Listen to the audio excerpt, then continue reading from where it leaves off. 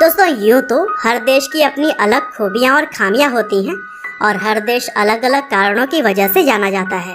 लेकिन जापान इकलौता ऐसा देश है जो कि इतनी सारी परेशानियों के बाद भी खुद को दुनिया का दूसरा सबसे डेवलप्ड नेशन साबित कर चुका है।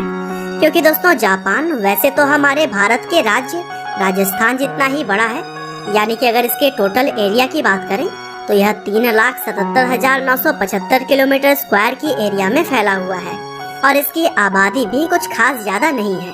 क्योंकि 2018 की एक रिपोर्ट के मुताबिक जापान की कुल आबादी 12 करोड़ 65 लाख के आसपास है। लेकिन इतनी कम आबादी होने के बावजूद भी यहाँ के लोग बिल्कुल हाईटेक जिंदगी जीते हैं। जी हाँ, जापान का जिंदगी जीने का तरीका हमारे जिंदगी जीने के तरीके से बहुत ही ज्यादा अलग है।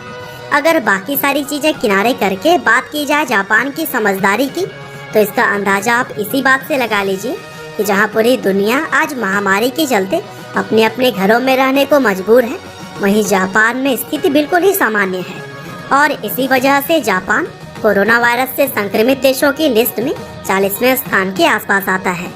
दरअसल अब तक जापान में 16,628 केसेस सामने तो आए हैं, लेकिन अपनी समझदारी से उन्होंने यह आंकड़ा बढ़ने नहीं दिया और 16,628 में से तो 13,612 केसेस रिकवर भी हो चुके हैं। और दोस्तों इसकी मुख्य वजह यह है कि जापान कोरोना वायरस के शुरू होने से पहले ही स्वच्छता और सोशल डिस्टेंसिंग जैसी चीजों को बढ़ावा देता है और वहाँ पर तो आम दिनों में ही मास्क लगाकर घर से बाहर जाना आम बात है। और दोस्तों बात अगर सुरक्षा की आ ही गई है तो इस बात में भी कोई दो राय नहीं है कि जापान हर मुश्किल समय के लिए तैयार रहता है। और तभी तो एक रिसर्च के दौरान यह पता चला है कि जापान में हर साल लगभग 2000 से भी ज्यादा भूकंप आते हैं, यानी कि एक दिन में एक से ज्यादा भूकंप तो आ ही सकते हैं। और ऐसे में वहाँ के लोग हमेशा ही अपना सब कुछ तबाह हो जाने के बाद भी खुशी खुशी वापस से नई शुरुआत के लिए तैयार हो जाते हैं। और दोस्तों यही उनके इंटेलिजेंस का सबसे बड़ा एग्जाम्पल है, जहाँ वो अपनी मुसीबतों को अपनी ताकत बनाकर आगे बढ़ना जानते हैं। और दोस्तों हम भला वहाँ के एजुकेशन सिस्टम को कैसे भूल सकते हैं, क्योंकि जहाँ हमारे देश में बच्चों को नंबर्स के पीछे दौड़ाया जाता है, वहीं जापान में बच्चों को सबसे पहले मॉरल वैल्यूज दी जाती है। और इसी वजह से ही वहाँ पर शुरू के 3 सालों तक कोई भी एग्जाम्स नहीं लिए जाते हैं, बस सिर्फ और सिर्फ बच्चों को सिखाने पर ही फोकस किया जाता है।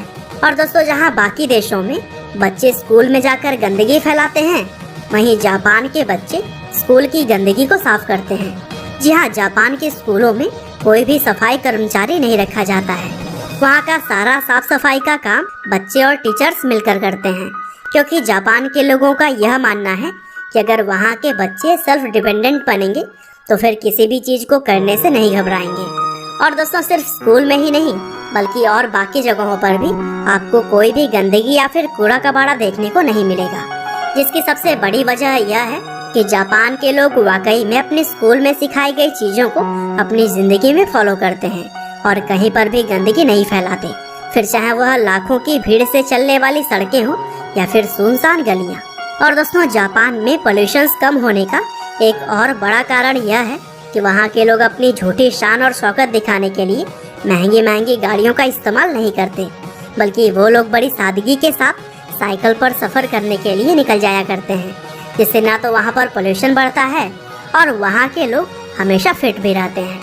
और इन्हीं सभी कारणों की वजह से ही जापान में ऐसे लोग बहुत ही कम दिखाई देते हैं जिनका तूंद बाहर आया हो। और दोस्तों जापान के अंदर रिलैक्सेशन के भी कई सारे तरीके हैं, इसमें कि ऑफिस के समय सोना एक बड़ा एग्जाम्पल है। यह दोस्तों आपने बिल्कुल सही सुना, ऑफिस में जाने के बाद आप जापान में सो भी सकते हैं और यह पूरी तरह से लीगल है। दरअसल ऑफिस में काम करने के दौरान अपने आप को रिफ्रेश करने के लिए जापान में लोग थोड़ी देर के लिए सो जाते हैं और इस प्रक्रिया को वहाँ पर एम्प्लॉयंस के नाम से जाना जाता है। और दोस्तों वहीं अगर हम बात करें जापान की टेक्नोलॉजी की, तो वहाँ के बुलेट ट्रेन के बारे में आप सभी ने तो सुना ही होगा, लेकिन क्या आपको पता है कि वहाँ की यूरेका मोम्स लाइन की ट्रेनें बिना ड्राइवर के ही ऑटोमेटिकली चलती हैं। और दोस्तों जापान में आमतौर पर तो ट्रेन बिल्कुल समय पर रहती है, लेकिन अगर किसी कारण की वजह से ट्रेन लेट भी हो जाती है तो फिर कुछ सेकंड्स या फिर कुछ मिनट्स के लिए, ना कि भारत की तरह कई घंटों के लिए। और दोस्तों जापान में खुद भले ही जनसंख्या उतनी ज्यादा न हो, लेकिन वहाँ पर रोबोट्स की कोई कमी नहीं है और इसीलिए तो वहाँ के लोग खुद तो कम काम करते हैं और रोबोट्स के जरिए ज़्यादा काम करवाते हैं। और यही वजह है कि जापान दुनिया भर के देशों से 10 कदम ना सिर्फ आगे सोचता है बल्कि उस पर चल कर भी दिखा रहा है। बाकी आपका जापान के बारे में क्या कहना है, अपनी राय हमें कमेंट बॉक्स में ज़रूर बताइएगा। और इसी तरह के वीडियोस को लगातार देखने के लिए लाइव हिंदी फैक्ट्स को सब्सक्राइब करें, साथ ही बेल आइकन को भी दबाना ना भूलें।